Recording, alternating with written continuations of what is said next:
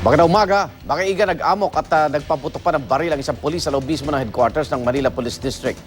Posible raw may dinadala itong malaking problema. Narito ang report ni Tricia Zafra. Naubos ang mga litrato sa pader na ito ng MPD headquarters matapos pagbabasagin ng isang pulis kahapon. Nagkalat pa ang mga bubog sa hagdan ng datnan namin. Bandang 3:00 daw ng hapon, dumating sa headquarters si PO1 Vincent Paul Solares. Umakyat siya sa hagdan, tumingin-tingin daw sa mga litratong nakasabit, saka biglang pinagkukuha at pinagahagis ang mga ito.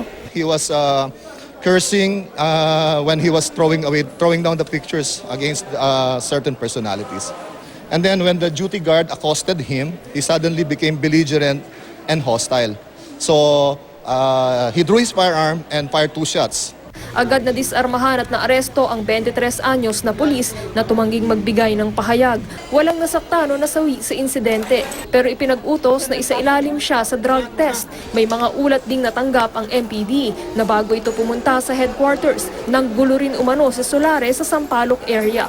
Iniimbestigahan din ang sinasabing pagkawala nito sa sarili, bunsod ng dinadalang problema sa pamilya at trabaho. He came from Station 3 before he came to Station 11, and according to him, he felt that he was being singled out by personnel of Station 3. But according to Station 3, he was already silent and a loner practically. And in fact, he even was transferred to Station 11, thinking that this might change his mental and psychiatric attitudes.